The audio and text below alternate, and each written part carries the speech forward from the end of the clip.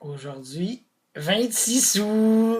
Fait que pour cette 26e chronique de RPG ED, la question étant quel hobby va bien avec les RPG?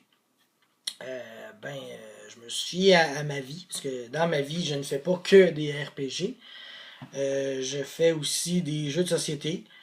C'est un jeu qui va bien, peut-être moins sur le côté RPG, mais il y a certains jeux que tu vas quand même roleplayer un peu un personnage. Là.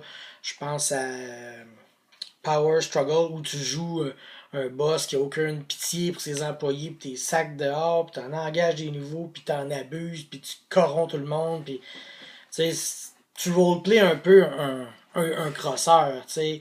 Fait que ça va quand même bien avec ça.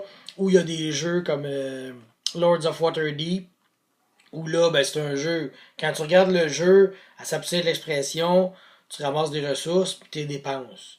Sauf que quand tu y vas avec le concept, la thématique du jeu, ben, t'engages des guerriers, des machins, des voleurs, des prêtres, puis tu les envoies faire des quêtes. Fait que, très bon jeu. Peut-être un jour, je vais faire une vidéo là-dessus. Même si c'est pas un RPG, c'est la thématique Donjon Dragon. Donc, ça peut être intéressant d'en entendre parler. Si vous ne connaissez pas le jeu, je vous le suggère, il est excellent. Et une autre chose qui peut bien aller avec les RPG, les jeux de guerre comme Warhammer Fantasy, comme on me connaît, 40 000, je ne suis pas un fan. J'ai quand même une armée de Sisters of Battle, là, mais ils sont dans le fond du garde-robe, puis ils restent là. Genre, la moitié des bras sont tombés, puis c'est ça.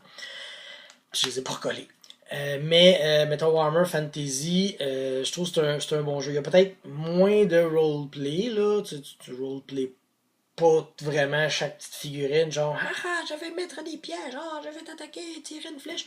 Mais il reste que quand tu joues des parties, il y a des moments mémorables qui vont se passer exactement comme dans un RPG, tu sais, où tu peux nommer, tu te crées un héros ou un seigneur et tu lui donnes un nom, puis là tu peux faire ses hauts faits après la partie.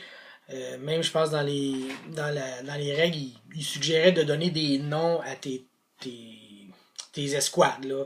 Fait que, tu sais, mettons, je sais pas moi, t'as 40 albardiers, ben là, tu lui donnes un nom, genre les albardes du Sud. Là, exemple comme ça. Fait que s'il arrive quelque chose, au moins, c'est plus mémorable. Ce qui est.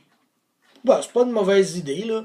C'est sûr que là, quand tu joues à un jeu comme ça, tu te rapproches plus du côté tactique d'un jeu, mais t'as quand même beaucoup de plaisir justement à te rappeler tout ce que t'as fait.